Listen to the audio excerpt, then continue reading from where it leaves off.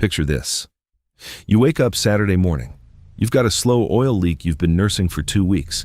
You grab your keys, head out to your local auto parts store, the one that's been on that corner for 15 years. The guy behind the counter knew your name, knew your truck, knew exactly which filter you needed without looking it up. But when you get there, the lights are off. The windows are papered over. There's a sign on the door that says, "Permanently closed." You drive 3 miles to the next location. Same thing.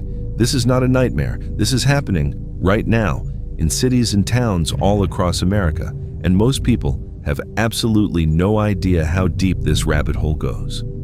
Because this is not just about auto parts stores closing. This is about a calculated, systematic dismantling of your right to fix your own vehicle, and the corporations and policies quietly making sure that right disappears forever. Let's start with the facts, because the numbers alone should stop you cold. One of the largest auto parts retail chains in the United States recently announced the closure of over 700 locations in a single restructuring cycle.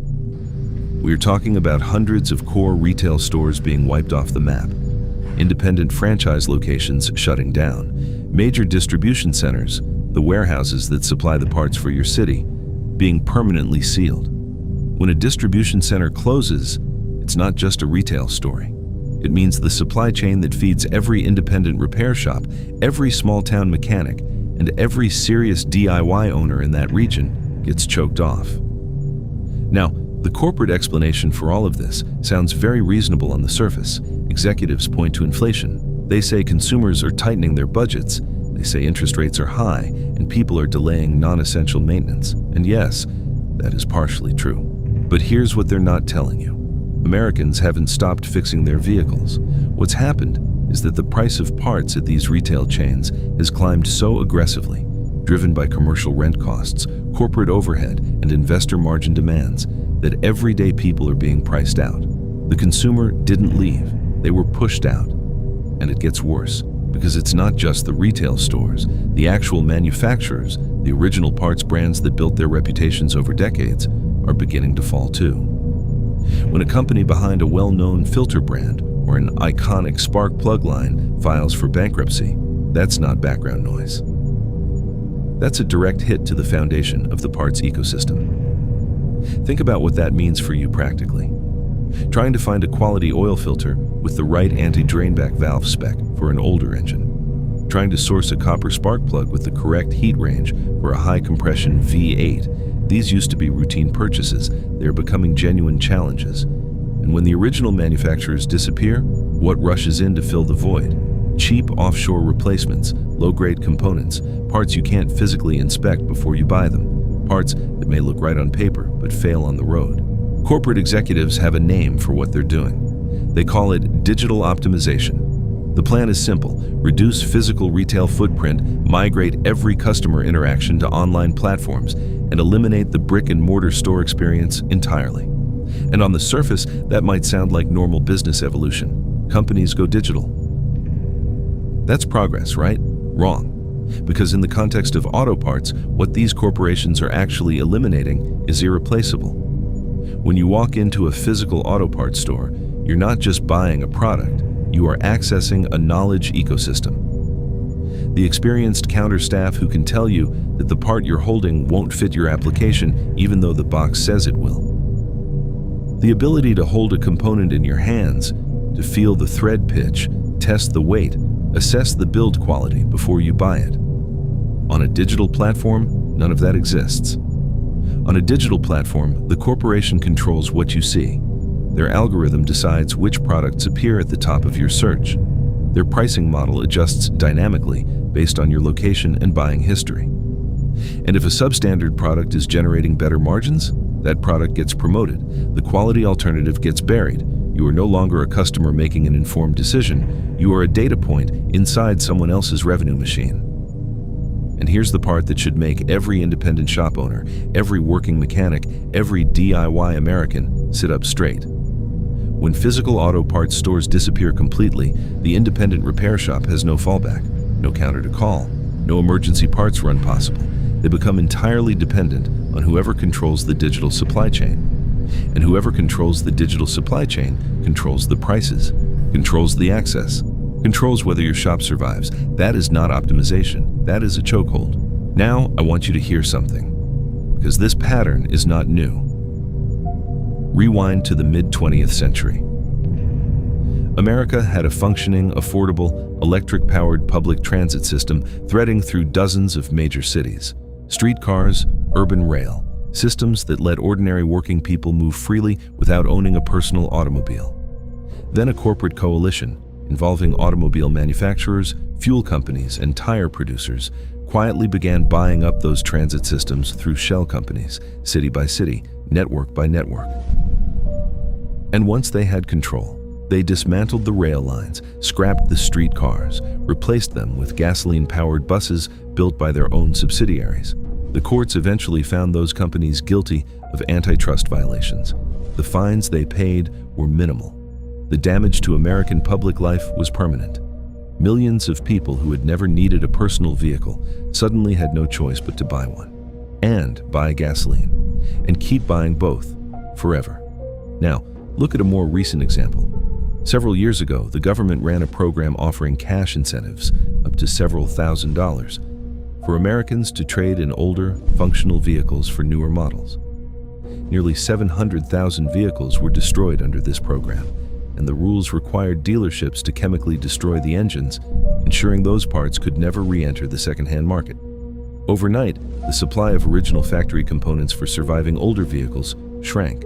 Salvage yards were depleted, prices for remaining parts spiked. And then there's fuel. The mandated blending of ethanol into commercial gasoline, at concentrations now reaching 15%, creates a chemical environment that aggressively attacks the materials inside older carbureted engines and early fuel injection systems, rubber fuel lines, zinc alloy components, sealing gaskets. The ethanol doesn't care that your truck was built before this formula existed. It attacks anyway, and every failure drives up your repair cost. 3 separate policy events, 3 separate outcomes, all pointing in the same direction. Older, purely mechanical vehicles become harder and more expensive to maintain. And when maintaining them becomes difficult enough, most people give up. That is not coincidence.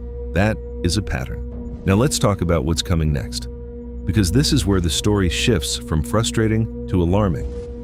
Beginning in 2027, new federal regulations will require all newly manufactured passenger vehicles to be equipped with driver monitoring systems.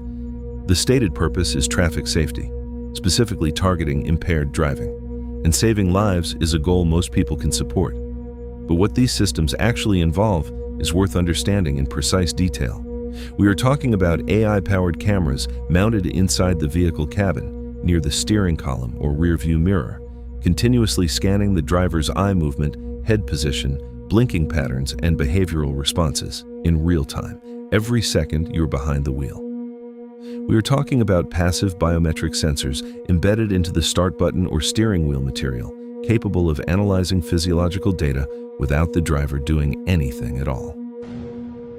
And the system doesn't just observe. If the onboard algorithm determines that you are impaired, it can prevent the vehicle from starting entirely. Or, if you are already moving, it can begin slowing the vehicle, activating hazard lights, and guiding you to the side of the road, automatically, without your consent or override. Now, before anyone says this sounds reasonable, here is the part that demands scrutiny. Even the Federal Transportation Authority has acknowledged publicly that this technology is not yet 100% reliable. Think about what that means when scaled across hundreds of millions of vehicles. Even a fraction of a percent error rate produces hundreds of thousands of false activations every single day. A dirty lens, a sun glare, a software conflict in the control module, and a perfectly sober, perfectly safe driver gets locked out of their own vehicle. And here is what makes that different from any mechanical failure you've ever dealt with. You cannot fix it yourself.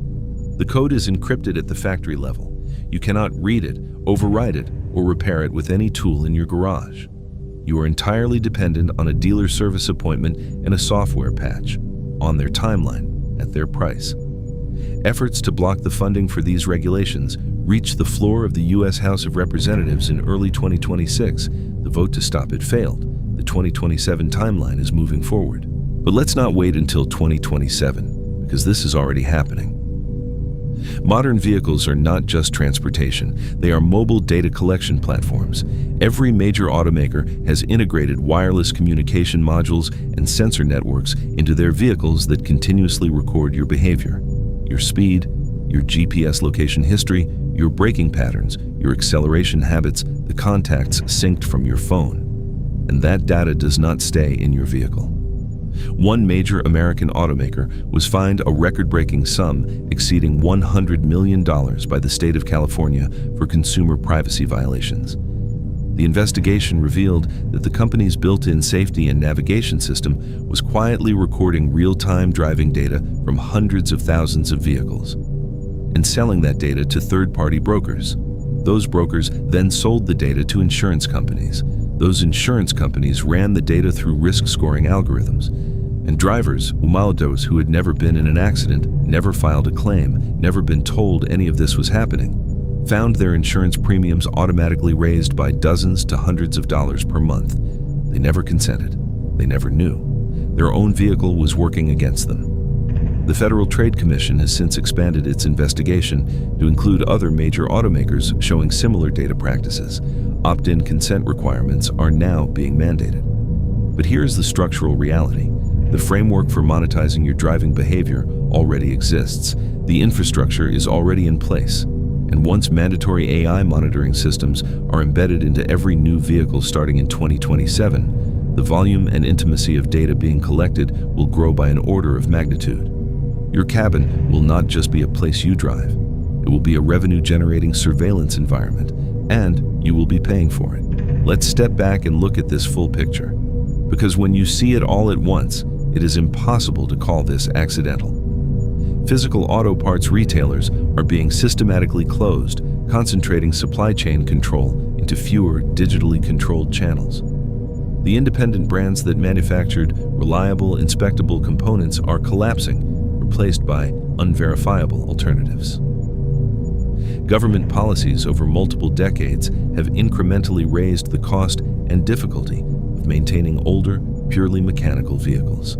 Fuel chemistry has been altered in ways that accelerate the failure of legacy engine components. And now, beginning in 2027, a mandatory technology layer is being installed inside every new vehicle, a layer that monitors your body, controls your access to your own machine, and feeds a data monetization system that raises your insurance rates without your knowledge or consent. Every single step of this process narrows the space where a person can own, maintain, and operate a vehicle independently. On their own terms, without corporate oversight, without a subscription, without an algorithm deciding whether they're allowed to drive today. The right to repair is not just about fixing your car. It is about whether ordinary people retain the practical ability to live independently in a world that is being redesigned around dependency and control. So what do you actually do from here? You don't panic, you get deliberate, you learn the system, because you cannot fight what you don't understand. You support the independent shops, the local suppliers, the mechanics who still get their hands dirty. You maintain your mechanical vehicle like it's the last honest machine you'll ever own, because it might be. And you demand better. Legislatively, loudly, repeatedly.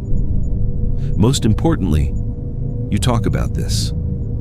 Because the people designing this future are counting on silence. They're counting on most people being too busy, too distracted, or too comfortable to notice what's being quietly taken from them. Notice it, name it, pass it on. If today's video gave you something worth keeping, hit subscribe and bring someone else along. Leave a comment. Tell me what's closing near you, what you're fixing, what you're fighting to hold on to. This channel exists because of those conversations. See you next time.